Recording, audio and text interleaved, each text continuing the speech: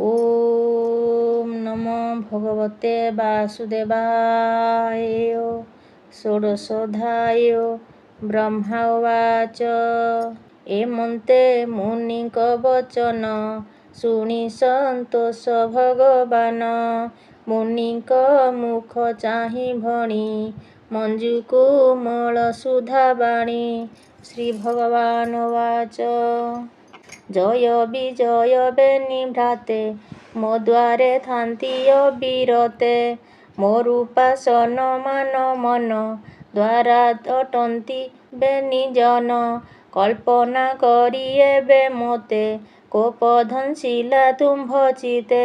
ଏ ବ୍ରହ୍ମ ଦଣ୍ଡ ଏ ପାଇଲେ ଅନ୍ୟଥା ନୁହେଁ କାର ବୋଲେ। ଏ ପ୍ରଶ୍ନ ମନ୍ତ୍ର କଲି ଚିତେ ଦେବ ଦଳନ ଅନୁମତେ। ଅସାଧୁ କର୍ମ ଯେ କରନ୍ତି ମୋ ଅପରାଧ ଦଣ୍ଡ ପାନ୍ତି।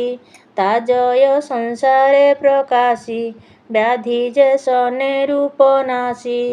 ଯାହାର ଗୁଣ ଏ ସଂସାରେ ଯେହ୍ନେ ନିର୍ମଳ ସାଧୁ ଧୀରେ।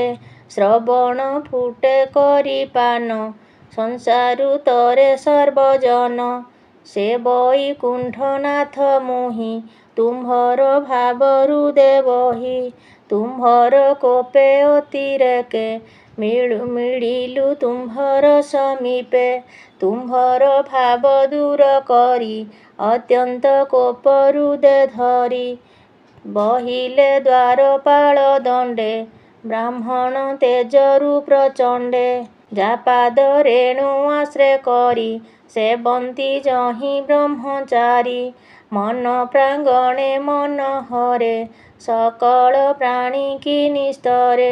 ମୋ ରୂପେ କମଳା ନିରତେ ପ୍ରେମାନୁଜାତ ହୃଦଗତେ। ମୋତେ ବ୍ରାହ୍ମଣ ବେଦ ମାର୍ଗେ ଯଜ୍ଞେ ପୂଜନ୍ତି ହବିର୍ଭାଗେ। ମୋତେ ବ୍ରାହ୍ମଣ ବେଦ ମାର୍ଗେ ଯଜ୍ଞେ ପୂଜନ୍ତି ହବିର୍ଭାଗେ। ଦଧି ଓ ଦନେ କୃତ ପଥେ ମଧୁ ସଂଯୁକ୍ତେ ବେଦ ମତେ। ଏଣେ ମୋହର ଦୋଷ ନାହିଁ ବ୍ରାହ୍ମଣ ଦେହେ ମୁଁ ବସଇ। ବ୍ରାହ୍ମଣ ମୁଖେ ଯେବେ ଭଖେ ମୁହିଁ ଭଖଇ ତା ପ୍ରତଖେ। ବ୍ରାହ୍ମଣ ପାଦର ଜଗଲେ ମୁଁ ଏ ସଂସାର ଜନ ମେଳେ। ବ୍ରାହ୍ମଣ ପାଦ ରେଣୁ ବହି ସଂସାର ହିତେ ମୋର ଦେହି। ବ୍ରାହ୍ମଣ ଦୋଷ ଯେ ବା ସହେ ତା ପାଦ ଜଳ ଅର୍ଘ୍ୟ ଦହେ।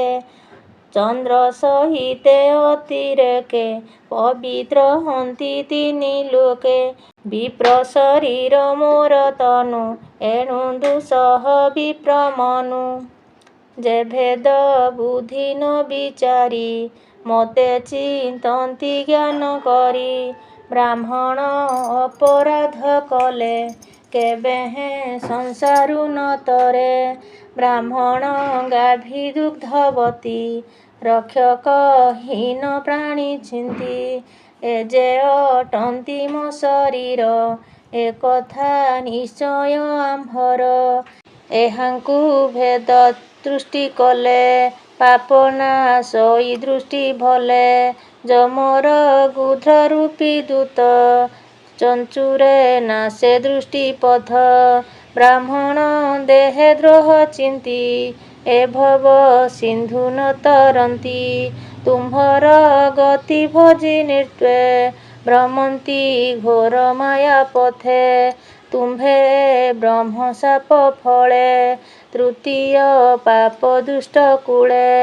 ଦୁଷ୍ଟ ଆଚାର କର୍ମ କରି ଧର୍ମ ଧର୍ମ ନ ବିଚାରି। ଏବେ ବିପ୍ରଙ୍କର ତୋଷେ ପୁଣି ମିଳିବ ମୋର ପାଶେ। ପୁଣି ମୁଁ ତୁମ୍ଭ ଉପକାରେ ବହିବି ଶରୀର ସଂସାରେ। କରିବି ତୁମ୍ଭକୁ ନିସ୍ତାର ଏମନ୍ତେ କହି ଚକ୍ରଧର। ଏମନ୍ତେ ବିଷ୍ଣୁ ମୁଖୁ ଶୁଣି ସନ୍ତୋଷେ ବିପ୍ରବର ଶୁଣି। ବିଷ୍ଣୁର ଭକ୍ତି ହୃଦେ ବହି କହନ୍ତି ଶିରେ କର ଦେଇ।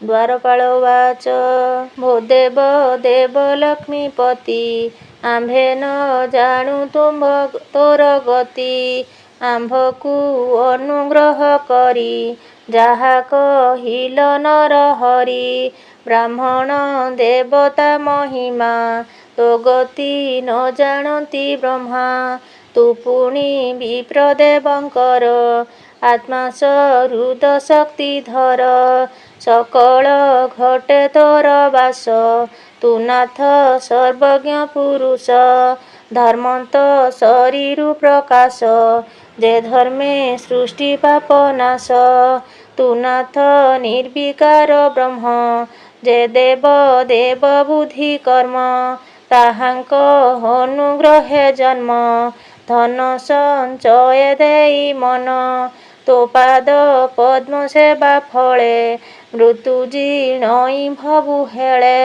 ତୁ ଅଟୁ ଏମନ୍ତ ପୁରୁଷ ଅନ୍ୟର ଅନୁଗ୍ରହେ ଆସ ଅନ୍ୟାନ୍ୟ ଅର୍ଥକାମୀ ଜନ ଲକ୍ଷ୍ମୀ ସେବନ୍ତି ଅନୁଦିନ ସେ ଲକ୍ଷ୍ମୀ ତୋହର ସେବାରେ ଲିପ୍ତ ଥାଆନ୍ତି ସଦା କାଳେ ଏମନ୍ତ ମୁନିଙ୍କ ବଚନ ଶୁଣି ସନ୍ତୋଷ ଭଗବାନ ବ୍ରହ୍ମ ସ୍ୱଭାବ ଚିତେ ବହି କହନ୍ତି ବିପ୍ରଙ୍କୁ ଅନାଇ ଜୟ ବିଜୟ ବେନି ଭାଇ ତୁମ୍ଭ ଚରିତେ କ୍ରୋଧ ହୋଇ ଅସୁର ଯୋନିଏ ପାଇବେ ସୁହୃଦ କର୍ମ ଆଚରିବେ ପୁଣି ଯେ ମନ୍ତେ ମୋର ପୁରେ ସୁବର୍ଣ୍ଣ ବେତ ଧରି କରେ ପୁଣି ଏ ବୈକୁଣ୍ଠର ପାଶେ ଯେବେ ତୁମ୍ଭର ମନ ତୋଷେ ସେ ଚାରି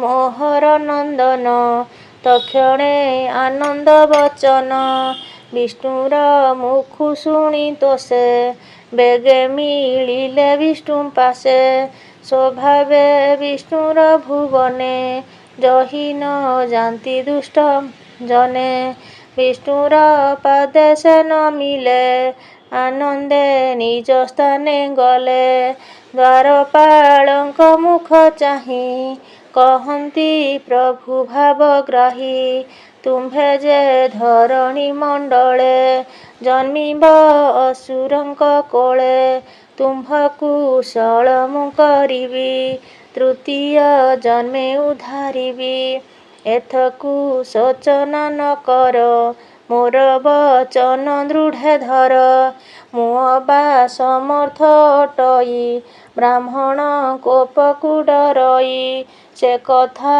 କମଳା ସମୀପେ କହି ମୁଁ ଅଛି ପୂର୍ବ କଳ୍ପେ ବ୍ରହ୍ମ ହେଳନ ଯେ କରନ୍ତି ମୋହ ଦୋଷରେ ସେ ଭ୍ରମନ୍ତି ତୁମ୍ଭର ଧାରଣ ନିମନ୍ତେ ମୁଁ ଦେହେ ବହିବି ଜଗତେ ଯେ କୀର୍ତ୍ତି ରହିବ ମୋ ଯଶ ଶୁଣନ୍ତେ ପାପ ଜୀବନାଶ ମୋ କଥା ଭୁବନ ପାବନି ଯେ ଭୂମି ମଧ୍ୟ ଦେହ ଘେନି କରିବେ ଶ୍ରବଣ କୀର୍ତ୍ତନ ଶୁଣି ତରିବେ ସର୍ବଜନ ଏମନ୍ତ ଦ୍ୱାରପାଳେ କହି ନିଜ ଭୁବନେ ଭାବଗ୍ରାହୀ ବସିଲେ କମଳାର ମେଳେ ଆବୃତ ବିମାନ ସଂକୁଳେ ସେ ଦ୍ୱାରପାଳ ବେନି ଭାଇ ବାଳନ୍ତି ଚାରିଦିଗେ ଚାହିଁ ତକ୍ଷଣେ ଅଧରୁ ଶୁଖିଲା ଆତ୍ମାରୁ ବିଷ୍ଣୁ ତେଜ ଗଲା ତକ୍ଷଣେ ହତଗର୍ବ ହୋଇ ଅଧୋବଦନେ ବେନି ଭାଇ ବିଷ୍ଣୁର ଭୁବନୁ ପଡ଼ନ୍ତେ ଆହାସ ବୋଧ ଶୂନ୍ୟ ପଥେ ସେ ବେନି ବୀର ଏକ ଭାବେ ତକ୍ଷଣେ ପଶି ଦିତି ଗର୍ଭେ କଶ୍ୟପ ବୀର୍ଯ୍ୟ ଆଶ୍ରୟ କରି ଏଣୁ ଭୁବନ ଲୋକେ ଡରି ଏବେନି ଅସୁରଙ୍କ ଦର୍ପେ ଦିତି ଭୁବନ ଦିଶେ କଳ୍ପେ ସେ ବିଷ୍ଣୁ ସୃଷ୍ଟିର କାରଣ ଅନାଦି ପ୍ରଭୁ ନାରାୟଣ ଯେ ମାୟା ନ ଜାଣନ୍ତି କେହି ସଂସାର ମଧ୍ୟେ ଦେହ ବହି ଆମ୍ଭେ ସକଳେ ଯାଚରଣେ ଆଶ୍ରୟ କରି ଭୃତ୍ୟପଣେ ଏ ଭବ ଘୋର ଭୟଙ୍କର ଖଣ୍ଡିବେ ପ୍ରଭୁ ଚକ୍ରଧର ଏମନ୍ତେ ଦେବଗଣ ମଧ୍ୟେ ବିଧାତା କହିଲେ ଆନନ୍ଦେ ସେ ହରି ବ୍ରାହ୍ମଣ ବତ୍ସଳେ ସୃଜନେ ଚିନ୍ତ ଧ୍ୟାନ ବଳେ ସେ କୃଷ୍ଣ ଚରଣ ପଙ୍କଜେ ବ୍ରାହ୍ମଣ ଜଗନ୍ନାଥ ଭଜେ। ଇତି ଶ୍ରୀମଦ୍ଭାଗବତେ ମହାପୁରାଣେ ପାରମହଂସ ସଂହିତାୟା ବୈୟାସିକ୍ୟାଂ ତୃତୀୟ ସ୍କନ୍ଧେ ଜୟ ବିଜୟ ଶାପ ବର୍ଣ୍ଣନେ ନାମ ଷୋଡ଼ଶୋऽଧ୍ୟାୟୋ। ଓಂ ନମୋ ଭଗବତେ ବାସୁଦେବାୟ।